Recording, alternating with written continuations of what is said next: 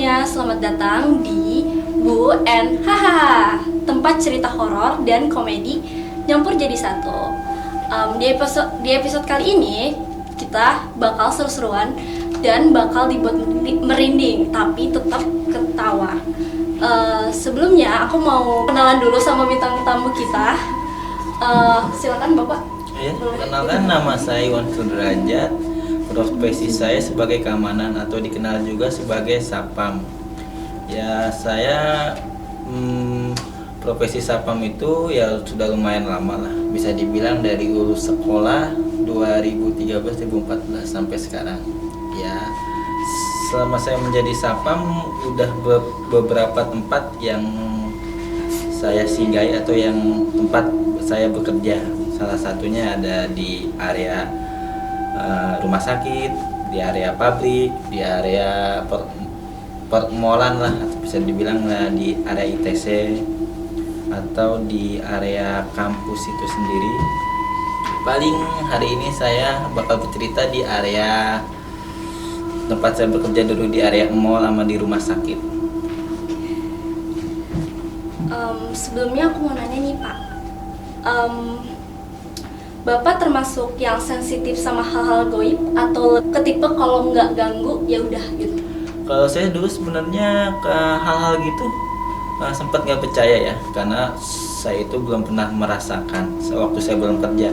Paling saya juga pernah ngeliat paling di ketika saya foto HP itu pun nggak langsung, besoknya baru saya ngeliat HP, tahu-tahu ada gambar-gambar yang gaib lah. Mungkin awal pun saya tidak mengetahui itu makhluk gaib. Pas saya nanya, waktu itu saya masih sekolah SD lah, waktu itu saya pernah moto HP saya dulu masih jadul lah, Motorola. Mungkin anak-anak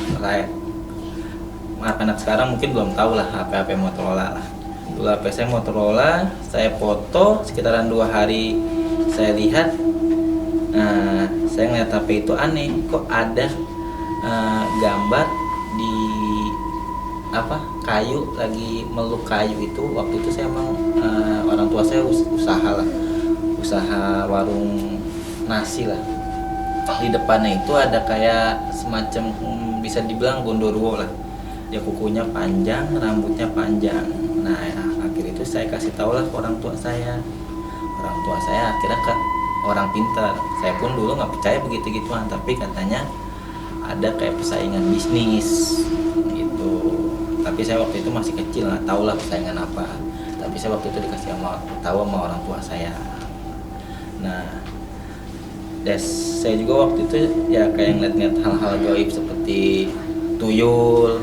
Nah, itu pun sekejap waktu itu. Jadi saya waktu itu pernah nginep di rumah guru saya lah. Waktu itu saya mendusin lah jam 2 ke kamar mandi. Nah, nggak sengaja saya ngeliat jendelanya itu arah ke jalan. Nah, kebetulan rumahnya itu dekat area pasar. Nah, sekitaran jam 2 itu saya ngelihat itu kayak anak kecil tapi kakinya tangannya panjang. Saya juga nggak mengetahui itu tuyul. Kirain saya tuyul itu anak kecil pakai pampers lah atau nggak pakai baju, kata saya. Pas saya lihat, saya ngelihat percis dan dia pun ngelihat saya. Nah, dia itu kakinya panjang, tangannya panjang, jalannya merembet di tembok. Ya mungkin kalau yang belum melihat mungkin nggak percaya, tapi saya itu menyaksikan sendiri. Saya pun awalnya nggak percaya, pas saya tanya ke orang-orang emang ada, karena kan dekat area pasar. Itu pun banyak yang kayak kehilangan, tapi kata orang-orang pasar itu emang hilangannya dia nggak banyak, paling kayak 10-20. Tapi kalau dikumpulkan kan mungkin bisa beli Pajero atau beli HP bagus kan ya. Namanya kita tuyul kan nggak satu tempat, berapa tempat dia ngambil ya. Kalau tukang dagang kan diambil 10-20 kan nggak berasa. Itulah waktu itu saya, tapi itu belum saya menyaksikan langsung. Pas awal-awal saya kerja itu 2014 saya masuk sebagai sapam. Saya pun awalnya nggak sengaja masuk sapam itu. Awalnya saya ngelamar itu sebagai cleaning service. Dulu pun saya waktu itu pas baru lulus belum dapat ijazah, karena ya kerja apa aja lah yang penting dapat kerjaan. Akhirnya pas saya training seminggu, tahu-tahu saya pernah ditawarin kerja sebagai security. Ya akhirnya itu saya kalau pelatihan security itu ada pelatihan dulu kan. Pelatihan security itu selama 10 hari. Waktu itu saya di area Lido Sukabumi.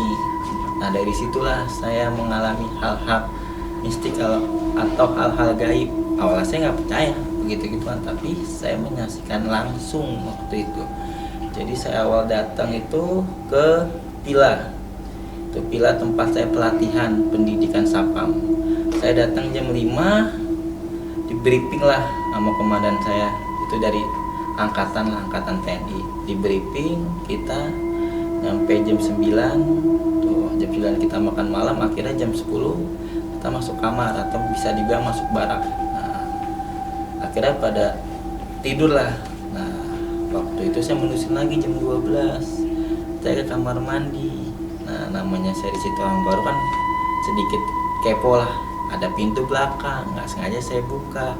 Pas saya buka itu, tahu-tahu saya ngelihat kayak bayangan itulah, kain putih tapi dia rambutnya panjang ketutup. Nah, saya shock lah. Langsung saya balik lagi ke teman saya kamar. Satu kamar itu 3 orang kan.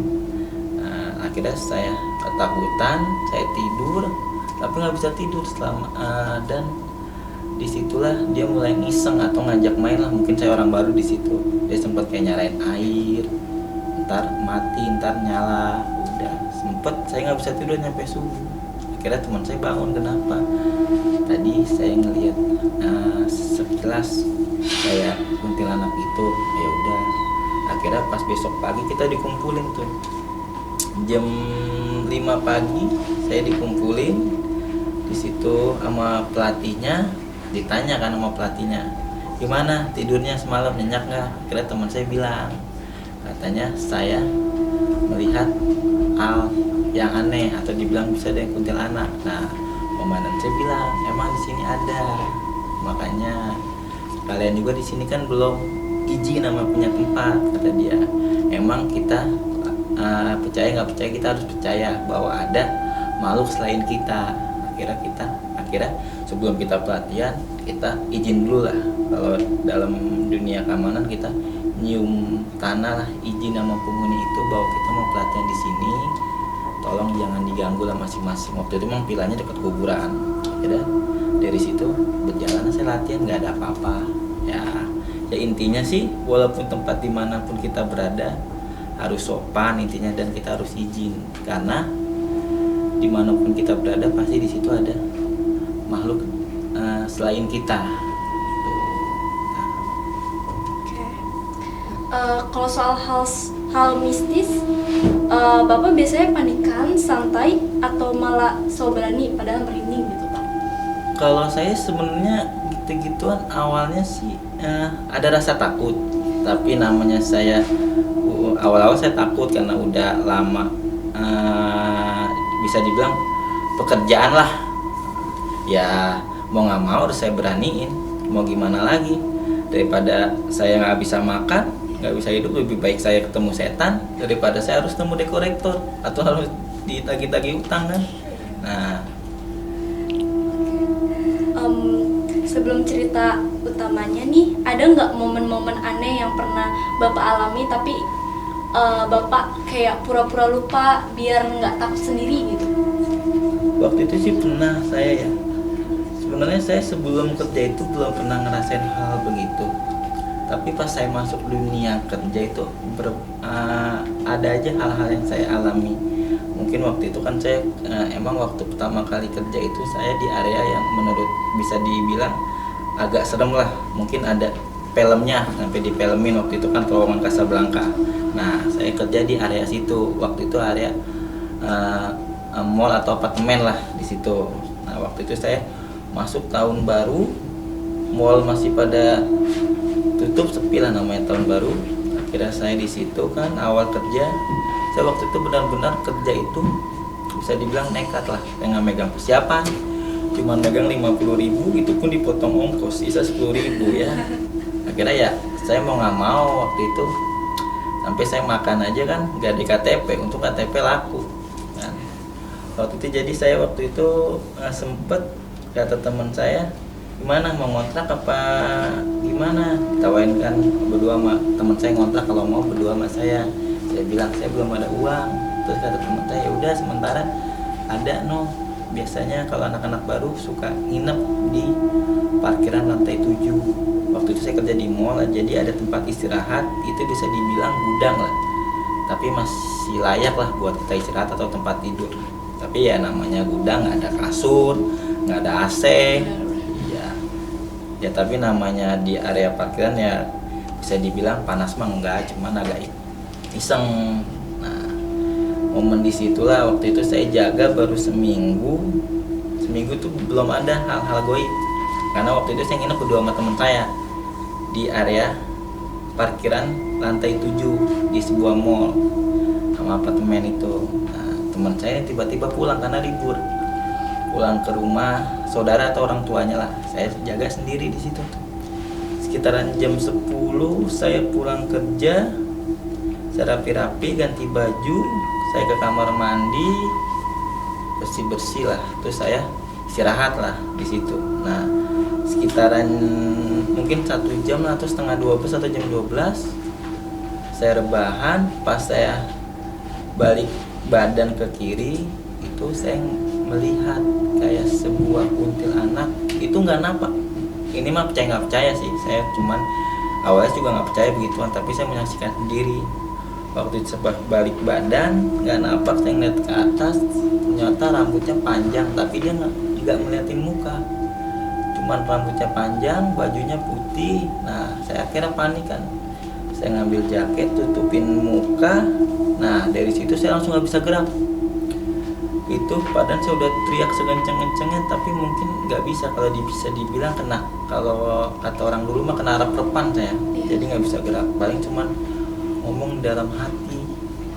Saya baca doa-doa atau apa lah itu. Akhirnya nggak lama tuh saya masuk ke dunia dia waktu itu. Jadi saya masuk ke dunia dia itu, saya menyaksikan anak kecil lagi bermain, nenek-nenek kakek-kakek lagi ketawa-tawa, nggak tahu lagi main bola tuh nenek-nenek sama kakek-kakek kan. Terus juga saya dengerin kayak ada suara-suara ketawa atas saya. Aduh, akhirnya saya panik itu udah. Tapi namanya panik, orang kena apa-apa nggak bisa apa-apa. Nyampe puncak itu pas azan subuh tuh baru saya bisa bergerak. Nah, akhirnya saya panas dingin kan, bangun. Pas saya bangun itu udah saya shock, kayak orang bingung. Walaupun ada posisi ngantuk, tapi kan saya harus kerja tuh. Waktu itu saya masuk jam 8 pagi. Akhirnya saya subuh bangun, siap-siap karena kan jam 6 itu udah banyak orang, saya harus bangun. Nah, nggak lama saya ke kamar mandi buat rapi-rapi. Nah, pas di kamar mandi itu ada kayak rambut. Awalnya saya nggak percaya itu rambut, kirain saya itu apa, kayak sapu lah, nempel di suatu gesper saya di sini.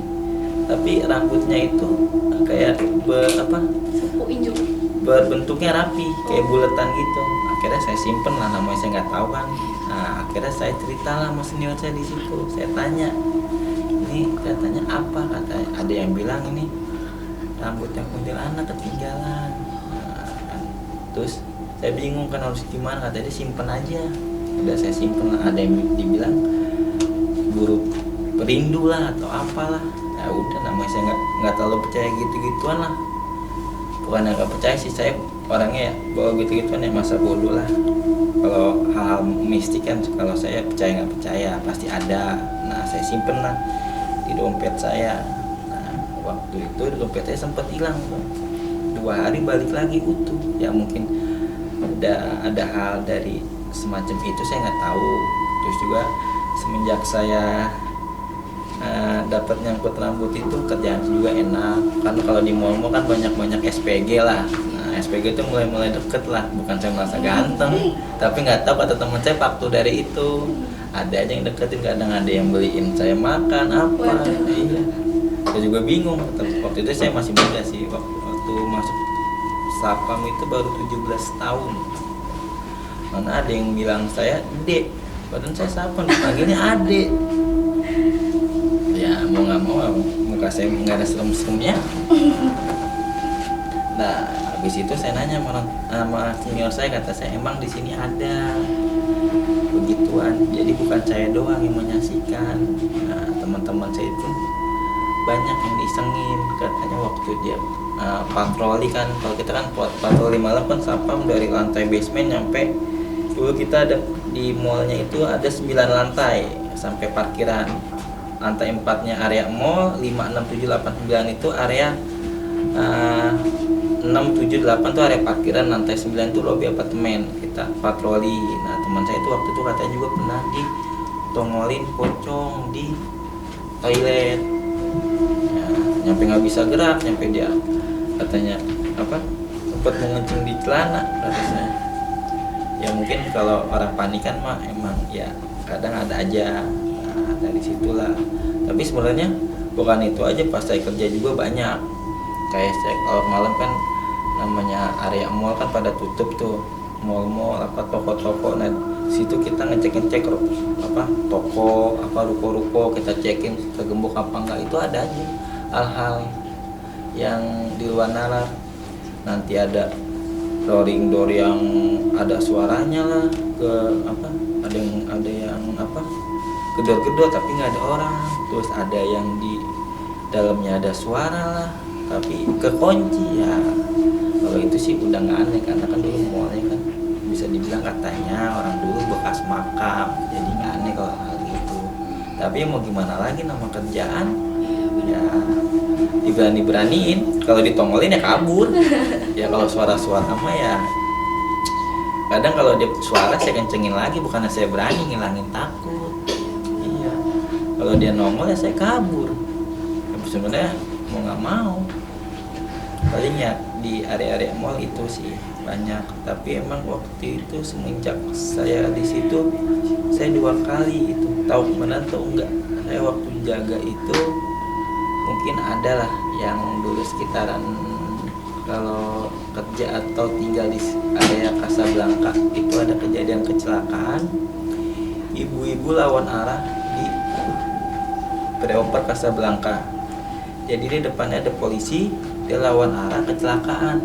Nah pas kecelakaan itu ibu-ibunya jatuh lah dari atas ke bawah, udah gitu lagi ngandung besar, meninggal di tempat.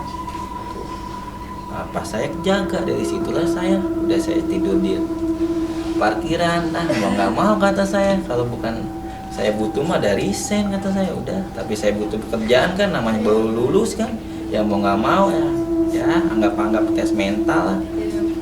Ya mungkin kalau dibilang dulu saya diikut suruh uji nyali ada duitnya, saya ikutin, karena emang kalau lulus sekolah kan emang lagi butuh-butuhnya, apalagi waktu itu ijazah saya belum ditembus. Nah dari situ kan kejadian tuh. Nah, dari situ kejadian nggak lama saya di sana 2 tahun. Nah setahun kedua juga pernah kejadian juga di situ. Jadi OB masih satu yayasan sama saya. Dia masuk jam 7, berangkat jam setengah 7. Dia nyebrang, ketabrak tuh sama pemotor. Ditabrak, yang nabrak itu kabur, orangnya sempat pingsan. Nah, ditolong lah sama yang dekat situ. Tahu-tahu meninggal di tempat, orangnya kabur. Nggak lama katanya, waktu itu saya juga udah pulang sih, waktu itu saya masuk malam. Nggak lama katanya orang yang nabrak itu menyerahkan diri, kan katanya disamperin sama yang nabrak itu. Nah itu saya nggak percaya, tapi yang ngomong sendiri ya pelakunya itu menyerahkan diri ke tempat area saya kerja. Akhirnya dibawa ke kantor polisi. Nah disitulah mungkin ya hal-hal gaib itu ya bisa dibilang ya ada nggak ada lah, tapi ya dibilang pasti ada aja dimanapun ya. Sekarang boleh Bapak ceritain pengalaman horor paling memorable versi Bapak yang sampai sekarang kalau diingat bikin Bapak mikir kok bisa sih gitu.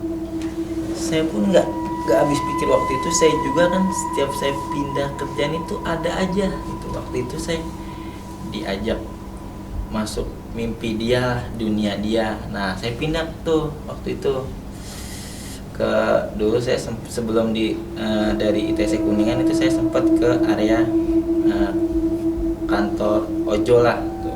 Tapi kalau situ kan mungkin saya jaganya kan di perkantoran, nggak terlalu banyak lah. Yang paling saya nemuin hal mistik itu saya waktu di rumah sakit. Walaupun saya nggak lama kerja situ, cuman 10 bulan lah, setahun kurang. Nah di situ tuh paling banyak. Jadi waktu saya masuk itu jaga bertiga saya, si pagi, malam sama libur kita jaga sendiri. Jadi waktu itu saya jadi satpam area rumah sakit itu beda sama rumah sakit. Jadi rumah sakitnya ada satpamnya lagi, saya masuk yayasan area parkiran rumah sakit. Nah waktu itu saya jaga masuk malam nih. Enggak, waktu itu saya sempet pagi-paginya itu minjem pulpen. Jadi minjem pulpen itu ke ini pelayan atau petugas kafe yang ada di rumah sakit. Saya minjem pulpen buat nyatet kayak tamu lah namanya. Biasanya saya bawa pulpen tapi saya lupa waktu itu saya pinjem pulpen ke petugas kafe. Ada namanya tuh, namanya siapa saya lupa, sebut aja lah siapa, misalnya Dinda lah. Nah waktu itu ada nama pulpennya Dinda. Nah saya pinjam, terus nggak lama saya balikin. Nah nggak lama 2 hari tuh pas saya libur kan, semalam saya libur tuh, pas mau masuk pagi saya sakit tuh, malamnya panas dingin apa. Saya sempat berobat tuh 3 hari saya sakit. Tapi kalau paginya saya sehat, cuman kalau malamnya aja tuh sakit apa, udah berobat, kata teman saya bisa katanya saya kena gejala tipes lah malam karena panas dingin. Nah puncak itu pas agak malam Jumat, kalau saya masih inget tuh, saya tidur, saya mimpi. Ya, ini mimpinya tuh kayak hampir nyata lah. Jadi saya mimpi itu saya lagi ada di rumah sakit saya bekerja. Saya mimpi, nah di area tangga exit samping rumah sakit lah. Dia manggil saya dari atas, cewek cakep lah. Nah, dia manggil saya, dia bilang suruh ikut dia sini, ikut saya ke atas. Nah, saya tanya kan, kamu siapa, mau ngapain saya ke atas, udah ikut saya aja. Nah, akhirnya saya nolak lah, terus saya tanya kan, emang kamu siapa? Dia nyebutin nama tuh, namanya Dinda. Saya masih nggak ngeh. Nah, Dinda kata saya. Nggak lama pas dia ngajak ke atas itu saya nggak mau, tiba-tiba saya kebangun. Nah, habis itu kan saya kerja kan, pas saya libur 2 hari nggak masuk sehari, hari keduanya saya masuk pagi. Pas saya masuk saya baru ingat, oh iya Dinda siapa, saya pernah dengar namanya. Nah, pas saya tempatnya saya ingat, oh iya Dinda itu yang waktu saya minjem pulpen. Nah akhirnya saya nanya nih sama senior saya yang udah lama jaga rumah sakit, kan dia kan rambutnya panjang, waktu yang saya pinjam itu dia pakai kerudung. Saya tanya lah sama senior, Pak itu yang namanya Dinda rambutnya panjang apa enggak? Nah kata senior saya, kalau di foto Facebooknya dulu belum ada IG apalagi TikTok, baru ada Facebook lah. Ya zaman saya masih Facebook, HP paling bagus BlackBerry. Kalau saya dulu S yang ngoceh. Waktu itu saya tanya, nggak kata dia kalau di Facebook kan rambutnya panjang.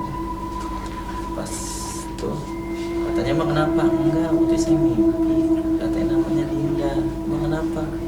Iya kemarin saya sakit kok 3 hari panas dingin kalau malam. Pasti bilang dia katanya kan agak-agak kayak orang pinter gitu, kata dia. Pas dia katanya emang apa yang sakit? Ini Pak pundak saya kayak berat banget. Pas dilihat sama dia katanya ada kayak cewek makhluk halus gitulah, jadi suka sama saya, kata saya. Padahal saya berharap bukannya makhluk halus yang suka, dokter kayak perawat kan lebih bagus, ini mah setan disukain. Aduh kata saya, apes banget saya bilang. Nah habis itu kata dia, terus gimana Pak? Saya bilang ya udah kalau emang situ mau nggak diganggu, coba aja beli kopi hitam pahit. Kata saya, buat apa Pak? Ya taruh aja di situ. Emang setannya ngopi, kata dia. Ya enggak lah. kata saya, kamu ada aja, taruh aja di situ, bilang kalau emang kamu suka sama saya nggak apa-apa, cuman jangan ganggu saya, cukup diliatin aja dari jauh. Kalau tiap malam berteman boleh, tapi jangan ganggu. Awalnya kan saya nggak percaya, masa iya setan dikasih kopi nurut, kata dia. Udah ikutin aja. Ya saya beli kan kopi pahit, bang beli kopi pahit. Ya, buat apa? Kata saya, tahu nih, suruh naruh lah, kirain buat situ. Enggak, kata saya, ini katanya buat ngasih setan. Nggak, tukang kopi juga ngapa saya, emang setan ngopi? Ya nggak tahu, orang saya disuruh kan sama teman saya. Udah dibikin namanya set. Saya taruh tuh di bawah tangga yang waktu saya mimpi. Saya taruh, nggak lama ya udah saya sehat tuh.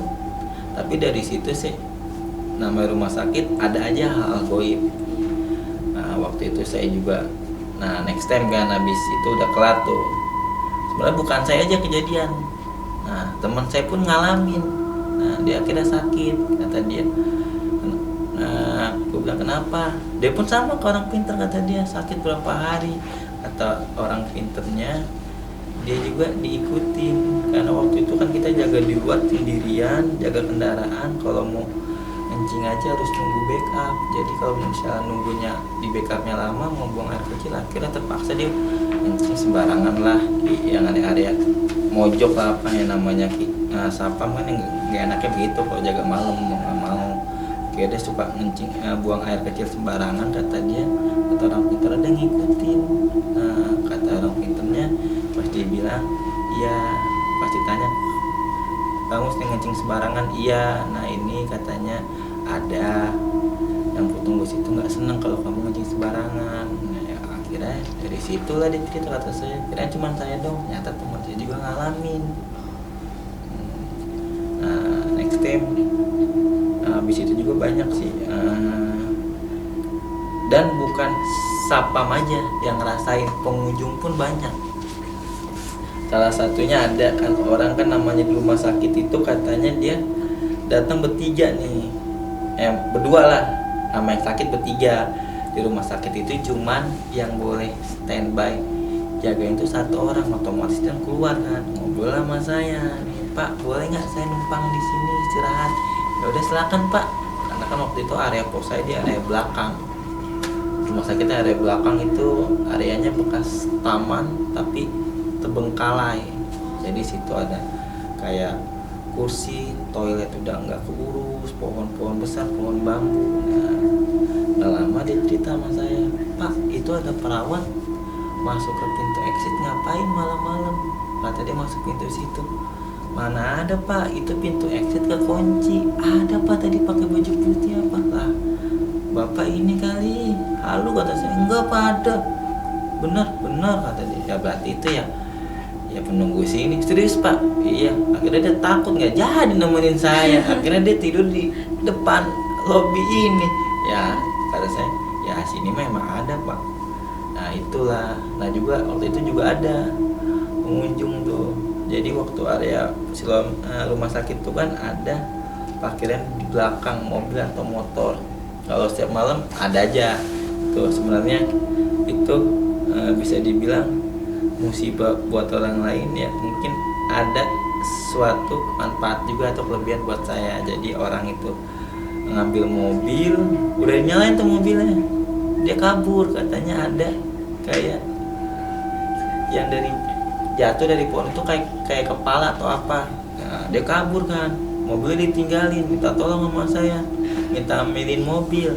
Bukan saya nggak mau, saya bilang saya mau aja, tapi kan saya nggak bisa bawa mobil, masa saya dorong mobilnya, kan nggak mungkin. Terus saya bilang sama abangnya, enggak Pak saya takut. Terus mau gimana Bang, masa mobilnya saya dorong, kan nggak mungkin. Saya bilang ayo udah Pak, tapi Bapak depan ya, saya di belakang. Ya udah ayo, padahal tuh cowok. Nah yang namanya orang ya mungkin kan ada yang berani, ada yang enggak. Nah habis saya anterin, ya mungkin dia dengan senangnya ngucapin terima kasih, ya saya dikasih uang tip lah. Padahal saya enggak, jadi waktu udah ngasih enggak sempet nolak, jadi langsung Pak nih Pak ambil aja Pak. Makin dia takutnya tuh ngasih uang saya. Kalau di rumah sakit kan dulu parkiran bayar dulu baru dapat tiket buat di scan. makin dia paniknya lupa tuh uang kembalian parkirnya dikasih nama tiket-tiketnya. Nah dia nggak bisa keluar kan, balik lagi. Saya bilang ngapain balik lagi, tiket saya nggak ada apa nggak bisa keluar. Nah orang waktu itu kan saya nggak ngecek kan dikasih berapa, saya masukin aja. Coba Pak dicek lagi. Saya bilang oh iya ini ada. Oh iya Pak, terima kasih Pak, maaf saya makin paniknya.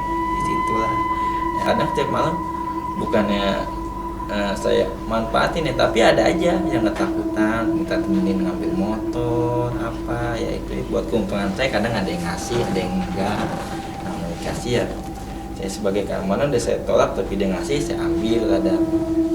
Nah itulah ya, kalau itu kan dari pengunjung rumah sakit. Nah kadang kalau saya jaga sendirian juga ada kayak suara anak kecil lagi main ya, sebenarnya saya takut, tapi pekerjaan mau nggak mau ya udah saya bilang jangan ganggu.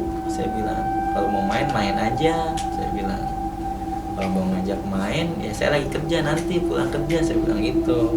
Tapi nggak mungkin harus pulangnya pagi, dia udah mungkin udah ngantuk. Nah, next time kan waktu itu ada lagi kejadian. Jadi waktu itu saya sekitaran jam 2. Nah jam 2 saya lagi duduk lah, sambil ngopi saya duduk. Nah nggak sengaja saya ngeliat asap di suatu bekas taman itu, ada pohon bambu. Nah saya bilang kok malam-malam ada yang nyalain asap, ada yang nabun apa ngerokok. Kalau di rumah sakit kan nggak boleh ngerokok kan. Nah, di situ pun saya nggak ada firasat itu hantu atau apa. Saya firasat itu orang lagi bakar rokok atau nabung. Saya samperin tuh asapnya. Pas saya samperin asapnya itu nggak sengaja saya ngeliat tuh makhluk halus tinggi lah, mungkin nggak tahu tingginya berapa meter, pokoknya tinggi hampir kayak yang listrik yang gede lah, tinggi. Tapi saya nggak ngeliat ke atas karena pas saya ngeliat udah panik lah, saya udah nggak bisa gerak. Nah, sebenarnya saya juga mau lari, tapi saya sempet kayak orang shock lah pas saya lari. Pas itu shock, soalnya pas itu saya bawa senter kan, pas saya senter tuh kata saya apa awalnya, dan saya pohon, emang sampingnya itu pohon mangga atau pohon bacang lah. Nah, itu langsung saya panas dingin tuh. Saya duduk lah, saya sampai berpikir tadi apa ya, itu asap kata saya bilang. Saya sebenarnya udah takutan di situ, tapi emang namanya tanggung jawab pekerjaan ya mau nggak mau. Akhirnya nggak lama tuh senior saya, komandannya rumah sakit, bisa dibilang dantul lah, patroli tuh. Saya tanya, dan itu yang tadi saya ngeliat asap di pohon bambu, terus ada kayak penunggunya gitu, itu kenapa lah ya? Kalau itu mah ya kata dia sambil mungkin biasanya nggak takut, itu mah hal biasa di sini, nggak usah ditakutin ya.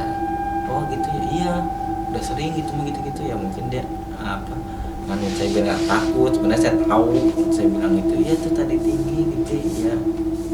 Dan juga ada yang bilang juga bahwa di situ tuh rumah sakitnya kalau orang-orang kayak bukan orang Islam lah atau orang apa tuh, orang-orang luar kalau melahirkan anak kadang hari-harinya itu dibuang, tapi bukan buang sembarangan, dia ada tempat khusus ya buat limbah rumah sakit. Takutnya nanti ada yang ngomong kok limbah rumah sakit dibuang sembarangan, nggak ada. Jadi ada khusus buang limbah rumah sakit, jadi itu ada yang nggak dibawa hari-harinya. Nah disitulah jadi katanya banyak anak kecil yang bermain. Kalau kita kan mungkin ada yang dibawa dikubur. Nah kalau di situ namanya rumah sakit bisa dibilang elit lah, jadi kalau orang-orang asing kan mungkin nggak percaya gitu, itu udah ditinggal lah hari-harinya, dia bawa anaknya aja. Nah disitulah jadi banyak kejadian anak kecil. Nah sebenarnya sih kalau di rumah sakit itu ya banyak kejadian, bukan saya doang, kayak apa, pengunjungnya juga sering menyaksikan. Nah saya pun sering menyaksikan. Tapi waktu itu ada momen lucu. Ya ini mohon maaf ya, bukan saya nyinggung agama apa. Jadi waktu itu saya minjem casan HP. Nah saya minjem itu punya teman penjaga kamar mayat. Nah saya bilang bang minjem casan, kata dia ambil aja di ruangan, ada orang nggak ada, serius, paling ada lagi tidur. Nah, waktu itu saya nggak tahu, cuman menyaksikan di film atau kata orang lah, bahwa orang meninggal itu pakai jas. Saya ambil jaket, ada peti di situ, ada, emang orang tidur tuh rapi, pakai jas, pakai sepatu, pakai sarung tangan. Nah, saya pikir nih, ya mohon maaf ya, saya bukannya itu, saya nggak tahu, kata dia ada orang tidur, masa orang tidur di peti, kata saya kan, namanya saya nggak tahu kan waktu itu ya, bukannya saya ini apa, menyinggung agama, bukan. Waktu itu saya tanya, pas kata dia, kok, saya bilang kok kalau mayat kok rapi amat, kata saya, sampai saya pikir, kalah saya rapinya, kata saya, itu saya nggak tahu kan awalnya. Saya pinjem lah, saya keluar, terus kata dia, saya tanya, bang, nih udah casannya, udah balikin aja. Iya, tadi siapa bang di situ? Nah itu mayat lah, maksudnya. Dia bilang mayat lah, iya, saya bilang, udah, aku balikin dulu aja, balikin kan, saya bilang. Dari situ lah saya, buset, kataku, berarti yang pas saya ngeliatin itu mayat, kata saya. Dari situ lah, oh begini ya. Mungkin kalau dia bilang dari awal mayat, mungkin saya juga nggak bakal masuk. Ya dari situlah saya akhirnya tahu lah, karena waktu itu kan ada yang meninggal, jadi di rumah sakit itu ada kamar mayat itu sekalian 5 jasa kemasan, kayak peti, terus kayak bajunya, jasnya, jadi dirapiin di situlah.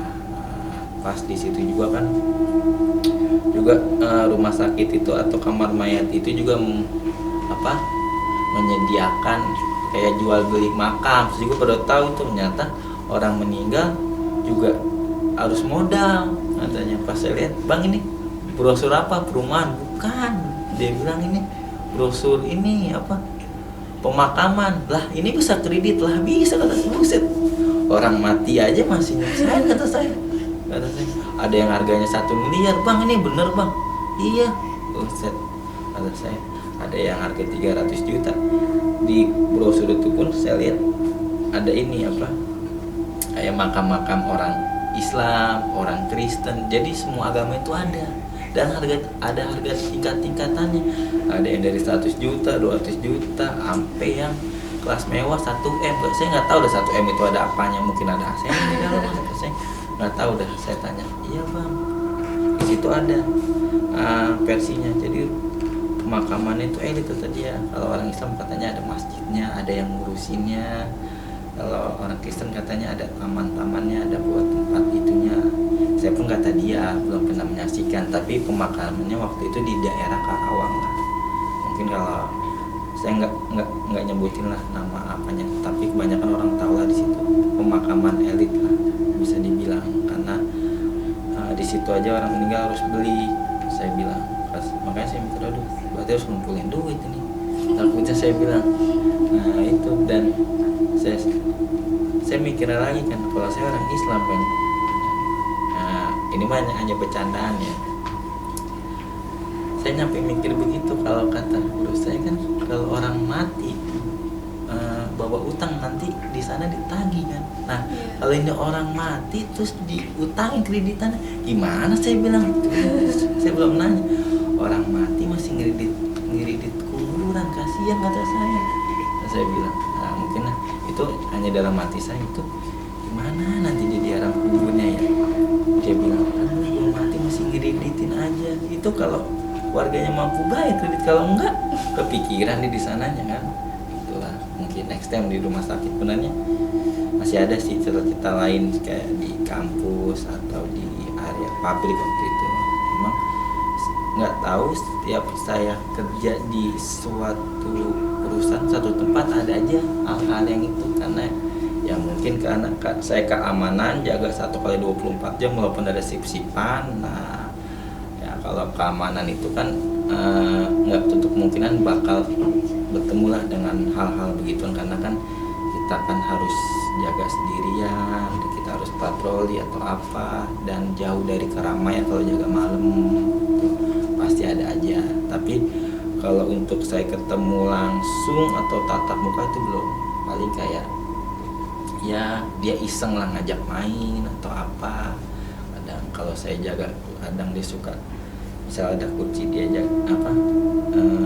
mainin kursi, tapi sepas waktu itu kan kalau jaga-jaga di kayak di rumah sakit atau di suatu perkantoran kan mati semua lampunya, kita matiin, pagi baru nyalain, kadang gelap dia suka mainin kursi jalan sendiri, tapi saya matiin tuh berhenti. Ya mungkin kalau kata kita mah dia ngajak main ya, makanya saya bilang kalau mau ngajak main silakan, tapi jangan iseng, jangan nunjukin. Kalau situ nunjukin muka saya kabur, saya bilang ya udah. Sebenarnya saya bukannya berani, kadang kalau ada suara saya suka teriak sendiri ya, ngilangin takut. Misalnya ada suara saya, woi siapa, sebenarnya saya bukannya berani, cuma ngilangin takut. Kalau dia nyautin ya saya kabur, kata saya. Bukannya saya kabur nih kerjaan, kabur dari tempat yang saya jaga situ, nyari tempat aman lah.